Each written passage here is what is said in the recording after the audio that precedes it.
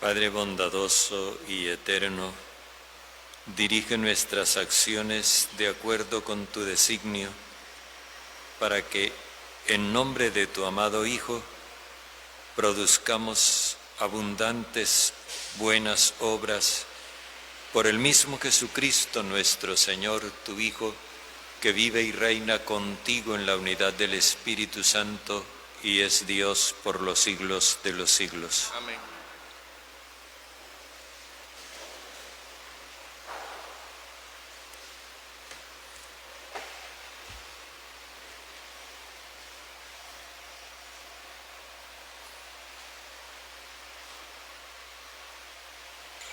Lectura de la carta a los Hebreos.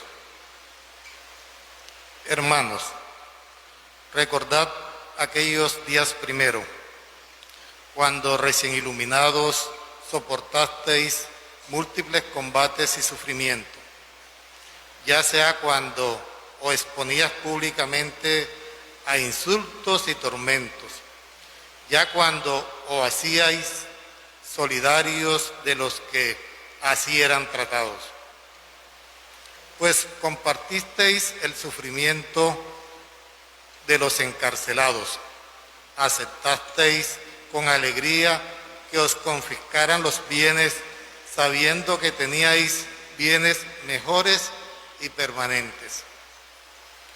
No renunciéis pues a vuestra valentía, que tendrá una gran recompensa. Os falta constancia para cumplir la voluntad de Dios y alcanzar la promesa. Un poquito de tiempo todavía, y el que viene llegará sin retraso. Mi justo vivirá de fe, pero si se arredra, le retiraré mi favor.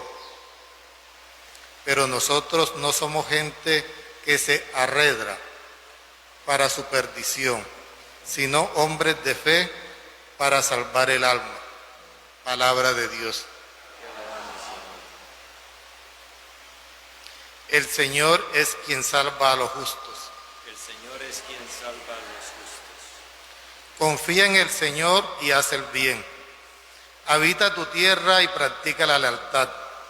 Sea el Señor tu delicia y Él te dará lo que pide tu corazón. El Señor es quien salva a los justos. Encomienda tu camino al Señor. Confía en Él y Él actuará. Hará tu justicia como el amanecer, tu derecho como el mediodía. El Señor es quien salva a los justos. El Señor asegura los pasos del hombre, se complace en sus caminos. Si tropieza, no caerá, porque el Señor lo tiene de la mano. El Señor es quien salva a los justos. El Señor es quien salva a los justos. Él es su alcázar en el peligro. El Señor lo protege y los libra. Los libra de los malvados y los salva porque se acogen a Él. El Señor es quien salva a los justos.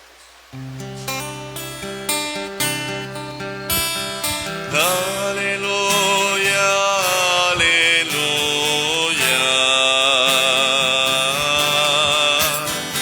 Aleluya, aleluya.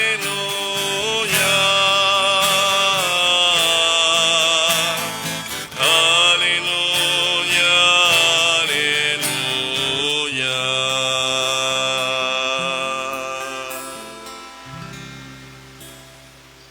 El Señor esté con ustedes. Y con tu espíritu. Lectura del Santo Evangelio según San Marcos. Gloria a ti, Señor. En aquel tiempo dijo Jesús a la gente: el reino de Dios se parece a un hombre que echa simiente en la tierra. Él duerme de noche y se levanta de mañana. La semilla germina y va creciendo sin que él sepa cómo. La tierra va produciendo la cosecha ella sola. Primero los tallos, luego la espiga, después el grano. Cuando el grano está a punto, se mete la hoz porque ha llegado la siega. Dijo también: ¿con qué podemos comparar el reino de Dios? ¿Qué parábola usaremos?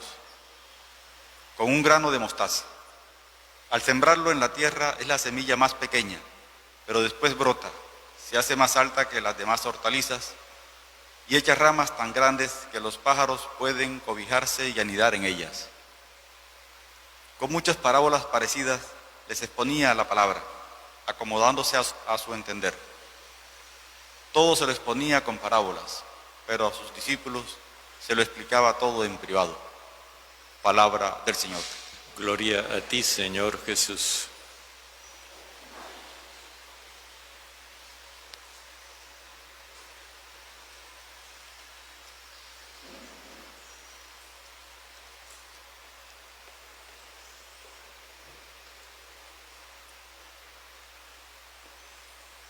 Ahora se dirige Jesús a la multitud y va a explicar en parábolas el reinado y el reino de Dios. Estas son dos realidades que necesitamos tener claras, porque sucede que las dos expresiones, reinado y reino, en el idioma en que fue escrito el Evangelio, se dicen con la misma palabra y a veces la traducción no es muy afortunada. ¿En qué consiste el reinado? En la acción de Dios en cada individuo. ¿En qué consiste el reino? En la congregación de todos los individuos sobre los cuales reina Dios. Habíamos dicho que el reino de Dios no es como los reinos terrestres, es decir, Dios no se impone por la fuerza ni entra con un ejército intimidando y arrasando. Dios se propone por amor y en vez de entrar amenazando, entra ofreciendo vida. Y no cualquier vida, su propia vida, porque en el fondo Dios reina como Padre. Y el reino de Dios es una familia de hermanos. Eso, que lo tengamos claro, ya es muy importante para poder comprender las palabras de Jesús. Aquí ahora ya pasa de ser Él el sembrador a cualquier hombre. Y recordemos que la semilla que se siembra es el mensaje del amor universal. Entonces dice, el reinado de Dios se parece a un hombre que echa semilla en la tierra. Esta precisión era innecesaria desde el punto de vista narrativo porque la semilla no se tira al aire para que germine en el aire. Pero cuando dice en la tierra, está hablando de la universalidad, la tierra, no la finca, sino la tierra. O sea, se trata de llevar el mensaje a toda la humanidad.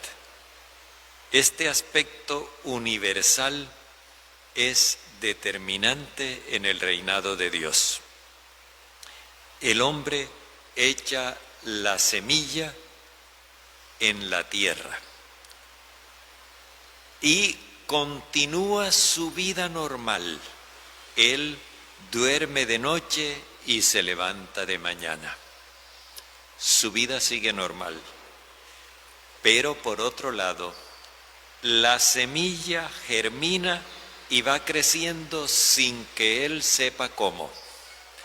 Esto es muy consolador para nosotros.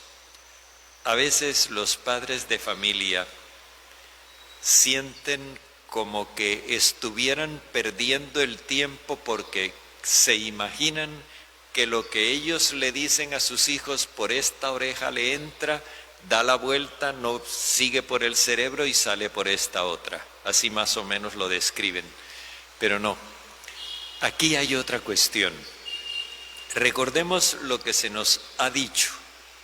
No es la palabra hablada, tampoco es la palabra escrita. Yo a veces veo con muy buena intención, no juzgo eso, que algunos padres de familia compran una Biblia y se la entregan al hijo, coge, lee.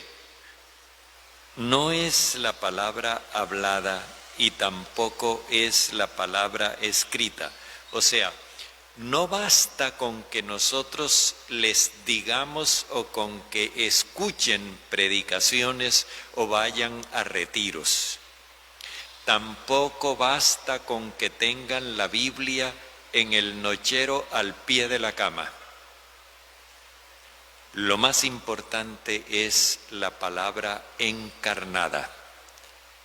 O sea, el hecho de que nosotros seamos testigos vivientes de esa palabra que queremos transmitir.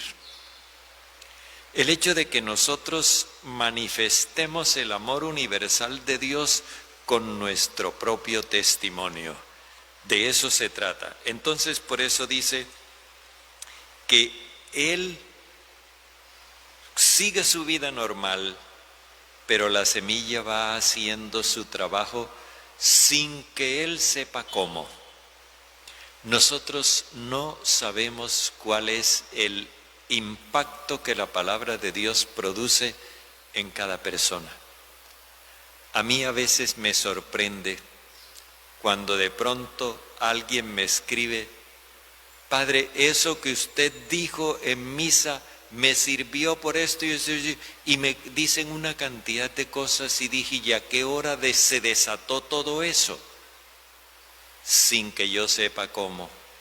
Es que la palabra tiene su propia fuerza y es una fuerza transformadora. Eso es el comienzo del reinado de Dios. Independientemente de la elocuencia del predicador, la palabra tiene su propia fuerza. Y entonces dice, la tierra va produciendo la cosecha ella sola. Primero los tallos, luego la espiga, después el grano. O sea, se da un proceso, primero interno. Ese no lo conoce nadie, solo Dios. Sin que el sembrador sepa cómo, la palabra va haciendo un proceso interno. Pero luego viene el proceso externo. Se va viendo un brote de vida que se va manifestando cada vez más activo y efectivo. Va produciendo primero los tallos, luego la espiga, después el grano, el fruto. Cuando el grano está a punto, se envía la hoz porque ha llegado la siega. O sea, se trata de sembrar el mensaje de Dios, el mensaje del amor universal, con el propio testimonio en el corazón de los demás. Nosotros no sabemos cómo ese mensaje va a actuar de manera efectiva en la otra persona. Invisiblemente a nuestra apreciación, el mensaje estará teniendo su propia eficacia y luego comenzará a manifestarse. A nosotros, a veces que somos tan impacientes, nos parece que no estamos haciendo nada porque el mensaje que sembramos no produce efecto inmediato. Pero luego, después de un tiempo, cuando uno piensa que no pasó nada, entonces viene la visibilidad de aquello que por dentro estaba trabajando.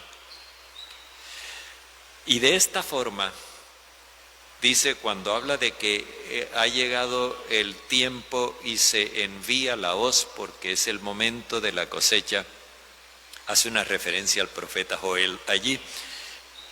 Está dando a entender que el individuo que ha aceptado el mensaje del amor universal se integra primero en la comunidad terrestre y después en la comunidad celeste. Eso es lo que se refiere al reinado de Dios. ¿Cómo reina Dios en cada persona? Por la transmisión del mensaje, la aceptación del mensaje y el proceso interior y exterior que se manifiesta en esa persona. Pero también viene el reino de Dios, o sea, la repercusión social del mensaje. Y dice, ¿con qué voy a comparar el reino de Dios? Y la comparación que hace resulta en un primer momento como impactante, porque uno esperaría el reino de Dios, si el reino de los faraones era una cosa espléndida y con aquellas pirámides tan fabulosas y todas esas cosas, si los reinos de la tierra son tan esplendorosos, imagínese el reino de Dios. Pues no, el reino de Dios lo compara Jesús con una minúscula semilla de mostaza que tiene el tamaño de la cabeza de un alfiler chiquito. Con una minúscula semilla de mostaza, y dice, al sembrarlo en la tierra, otra vez, en la tierra, es la semilla más pequeña, pero después brota, se hace más alta que las demás hortalizas. Esto es una cosa sobre la cual me gusta llamar la atención. Cuando habla de la tierra, está hablando de la universalidad. Pero cuando habla de que el arbusto crece más que las otras hortalizas. No dice que crece más que todos los árboles. O sea, la característica del reino de Dios, de la comunidad de los creyentes, no es precisamente su cantidad, no es su magnitud. Es otra cosa. ¿Y qué es eso? Él lo dice. Primero, que se hace más alta que las otras hortalizas. O sea, en la huerta donde se está cultivando para la vida, es una descollante oferta de vida. Esa es la primera característica. Una descollante oferta de vida. Pero luego dice que echa ramas tan grandes, y hay una característica que tiene el arbusto de mostaza, y es que las ramas son grandes pero horizontalmente. Dan la impresión de una persona con los brazos abiertos, y eso es significativo. O sea, es más el crecimiento horizontal que vertical. Echa ramas tan grandes que los pájaros del cielo pueden cobijarse y anidar en ellas. Es decir, desarrolla una inmensa capacidad de acogida. Imagínense lo bonito que esto significa, que una comunidad cristiana es una comunidad acogedora, es una comunidad distinta de un club con reserva de derecho de admisión. No, aquí lo que hay es una comunidad abierta, que tiene los brazos abiertos a todo ser humano. Y esta es su otra característica, hasta el punto de que los otros seres humanos pueden encontrar allí un hogar. Hace unos años le escuchaba a un muchacho que en su familia, bueno, hay distintas religiones en el seno de su familia, y en su familia lo censuraban mucho porque iba a misa, porque participaba de las actividades de la iglesia. Y él dijo: en la iglesia encontré una familia. Qué bueno que la gente que venga a nuestra parroquia pueda expresarse así. En la parroquia encontré una familia.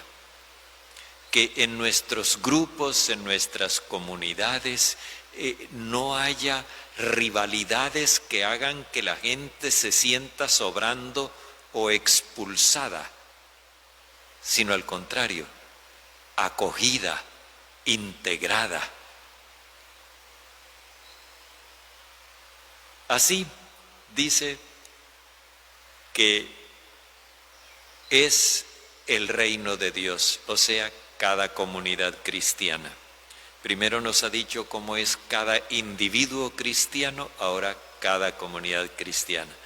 Termina diciéndonos que Jesús así les explica las cosas a las multitudes. ¿Por qué? Porque de esta forma es como las multitudes pueden abrir la mente para aceptar el mensaje del amor universal, porque ellos están replegados con unos ideales nacionalistas, con una idea de que Dios detesta a los pecadores y detesta también a los extranjeros. Y por eso no le dan cabida al mensaje. Pero cuando Jesús hace estas comparaciones, no lo pone en el plano de la ideología ni de la doctrina, lo pone en el plano de la experiencia de la vida. Lo que les decía cuando refiere la parábola, Dios nos está hablando con hechos en la vida ordinaria, en la historia. Sin embargo, hay una cosa. Los discípulos, o sea, los 12, recuerdan que habíamos dicho que Jesús tiene dos grupos de seguidores. Uno que son los que dice que eran los que estaban en torno a él, y hay otros que son los 12. Bueno, los 12 no le siguen el paso. Los 12 no le captan todavía la idea y él tiene que explicárselos aparte, en privado, porque no les cabe en la cabeza. No es que sean brutos, no, y que son cerrados, y no les cabe en la cabeza que sea verdad que Dios ama a toda la humanidad. Esto mismo puede pasarnos a nosotros también en la medida en que nos mantengamos en esquemas fanáticos, sectarios, donde no se le dé cabida a lo que sea diferente. Esta apertura que se requiere en la comunidad cristiana es básica para que el reino de Dios se pueda manifestar en la tierra.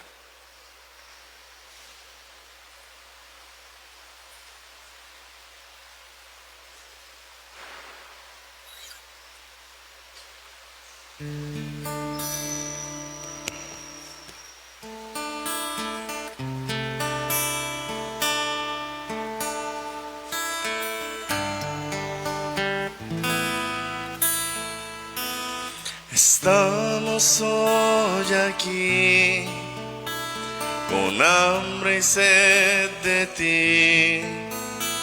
Presente estás, Jesús, en la mesa de su altar. Queremos compartir tu ofrenda celestial. Quien coma de este pan tendrá vida hasta